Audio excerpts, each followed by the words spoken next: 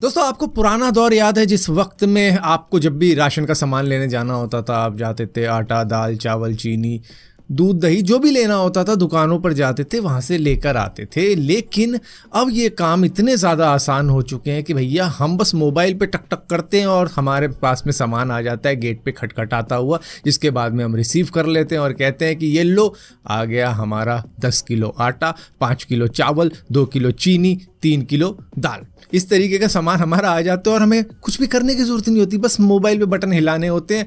Mobile पे चलो button भी नहीं हिलाने होते, अब तो टच स्क्रीन आ गई है, अब तो उतना भी नहीं करना होता था, बस उंगलियां हिलाई और उससे हमारा काम हो जाता है। लेकिन कभी आपने टोटल करके देखा है कि आप ज़ेप्टो, ब्लिंकिट या फिर इसी तरीके की फलाना ढिमकाना कितनी ही सारी एप्लीकेशन है, उन पर कभी टोटल करके देखना, आप देखोगे आपके आइटम से ज़्यादा कॉस्ट वो आपसे ले रहे हैं। मान लो आपके आइटम का बिल अगर आता है 500 रुपये के करीब में, तो आपको शायद 700 रुपये चुकाने पड़ सकते हैं, क्योंकि कभी हम टोटल नहीं करके देखते। एक बार ज़रा यहाँ पर आप कई सारे बिल हैं, जिसमें से एक दो बिल मैं आपको दिखाता हूँ।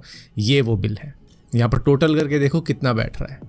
इसके बाद में अगला बिल है, यहाँ पर टोटल करके देखो कितना बिल। अब आप कहोगे यार थोड़ा सा जीएसटी वगैरह लग रहा होगा, भाई जीएसटी भी लगा के देखो, उसके बाद में भी ये टोटल गलत ही आएगा। आप कहोगे यार ये कैसा अजीबोगरीब टोटल हो रहा है कि मतलब पैसों का मार्जिन ज़्यादा लग रहा है, इसमें एक्स्ट्रा क्या ये हिडन कॉस्ट हमसे ले रहे हैं, एक्स्ट्रा क्या हिडन चार्जेस हमसे लिए जा रहे हैं, जो कि हमें पता भी नहीं लग रहा और हम बिंदास दिए जा रहे थे न जाने कितने महीनों से। सो भैया एक तो होता है डिलीवरी चार्ज, वो तो चलो समझ में आता है कि वही ले लेते हैं थोड़ा बहुत कि भैया हमारा बंदा आ रहा है आपके पास में सामान लेके, तो उसका डिलीवरी चार्ज तो दोगे ना। हाँ भाई देंगे, लगता है तो देंगे। लेकिन उसके बाद में आ जाती है आपकी प्लेटफॉर्म फी। वो चलो कभी कभार आपको दिख जाती होगी, कभी कभार आपको दिखती भी नहीं होगी। कई बार आ जाता है आपका कन्वीनियंस फी, तो इस तरीके की फ़ी लगा लेते हैं, तो मतलब 2-5 रुपये वहाँ लग जाते हैं। इसके बाद में ये हैंडलिंग फ़ी भी लगाने लग गए हैं कि मतलब कई सारी ग्रॉसरी ऐसी होती है जो कि महंगा आइटम होता है। मान लो कोई कांच का गिलास मंगवा लिया, वो टूट सकता है।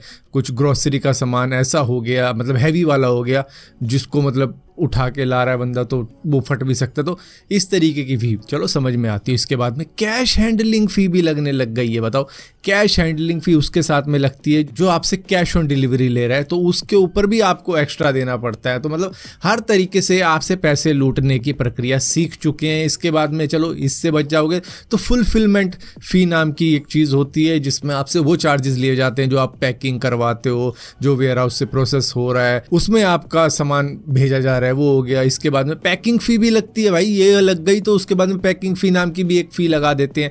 कई जगह पर तो प्रोसेसिंग फ़ी लगा देते हैं। मतलब आप सोच के देखो कि कितनी सारी फीस लग रही है। इस तरीके का तो मैं पहले स्कैम सुनता था कि स्कैमर कॉल पे बोलता था सर आपका पैसा आने वाला है लॉटरी का, आपका प्रोसेसिंग फ़ी लगने वाली है। वो कहता है चल भाई प्रोसेसिंग फ़ी। सर आपकी पेपर फ़ी लगने वाली है, चलो ठीक है पेपर फ़ी के भी पैसे दिए। सर आपका जो ऊपर का डिपार्टमेंट है ना वो कुछ घूस मांग रहा है, उसकी फ़ी भी लगने वाली है, चलो यार उसकी फ़ी भी। सर आपको जो ट्रांजैक्शन फ़ी है ना वो भी लगने वाली है, चलो वो भी दे। तो मतलब इस तरीके का स्कैम अब तो साफ साफ देखने को मिल रहा है, आंखों के सामने देखने को मिल रहा है। जिस तरीके की चीज़ें ये ई कॉमर्स वेबसाइट्स या कह लो ई कॉमर्स एप्लीकेशंस कर रही हैं, जो कि 10 मिनट के अंदर आपको सामान भेज देती, तो हो गया प्रोसेसिंग फ़ी। इसके बाद में आता है स्मॉल ऑर्डर फ़ी।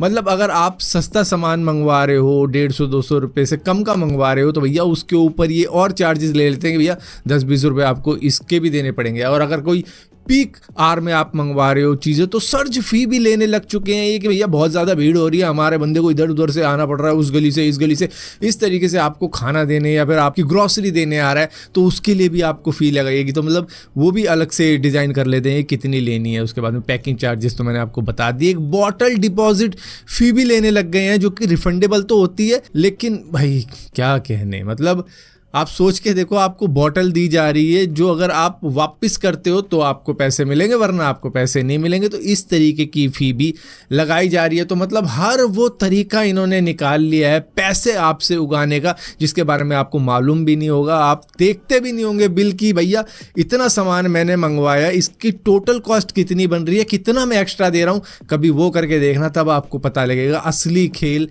कैसे खेल रहे हैं 10 मिनट में सामान भेजने वाली एप्लीकेशंस आपके साथ, जो कि आप डेली या फिर हर तीसरे दिन यूज़ कर ही रहे होंगे। पहले के टाइम में होता क्या था, सिर्फ डिलीवरी फीस हमको देनी पड़ती थी बस।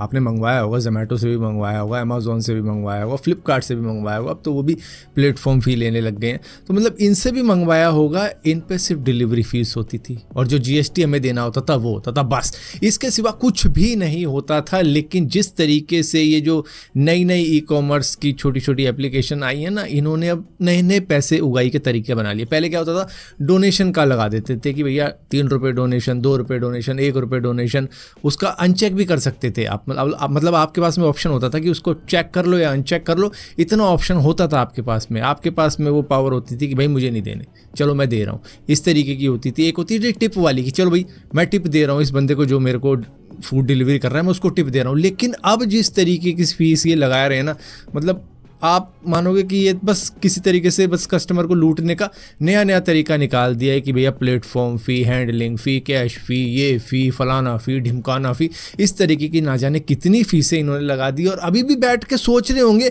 और एक्स्ट्रा फ़ीस क्या लगाई जा सकती है। अच्छा रेन हो रही है तो रेन फ़ी भी लगा देते हैं, मतलब अब तो खैर मैंने इनको बता दिया तो शायद ये रेन फ़ी भी लगा दे कि भैया बारिश में भीगता हुआ हमारा डिलीवरी बॉय आ रहा है, उसकी भी फ़ी लगेगी, उसको पैरासीटामोल खानी पड़ेगी क्योंकि वो बारिश में भीगता हुआ है तो उसकी फ़ी भी लगेगी। मतलब इस तरीके की ना जाने कितनी फ़ीस ये लगाने वाले हैं। अब मैं तो सोच रहा हूँ कि इससे ज़्यादा क्या फ़ीस लगाई जा सकती है। अच्छा गर्मी में वो आ रहा है, बहुत ज़्यादा धूप पड़ रही है तो वो 1 बोतल पानी पिएगा, उसकी फ़ी लगेगी। मतलब इनको तो कुछ भी पेलना है, मतलब कुछ भी डाल देना है उसके अंदर, चाहे आगे चल के ग्रीन पैकेजिंग फ़ी लगा दे कि भैया हम वातावरण को बचाना चाहते हैं तो उसके लिए फ़ी लगा रहे हैं हम। स्पीड प्रायोरिटी फ़ी हम ये भी लगा सकते हैं, अगर आपको और तेज़ी से चाहिए तो चलो वो भी लगा देते हैं। लोकेशन सुपर सर्ज फ़ी, नाइट फ़ी लगा देते हैं, ऐसा करते हैं। इन्वेस्टर रीस्टॉकिंग फ़ी लगा देते हैं, कार्ड प्रोसेसिंग फ़ी लगा देते हैं, सब्सक्रिप्शन नहीं लिया उसकी पेनल्टी फ़ी लगा देते हैं, टेम्परेचर कंट्रोल फ़ी लगा देते हैं, टिप की लगा देते हैं, अभी तो टिप नहीं लगा रखी है भैया उसको टिप भी देनी है, स्मार्ट बैग चार्जेस लगा देते हैं और ना जाने कितनी सारी फ़ी है। सोच सकते हैं आगे चल के जिस तरीके से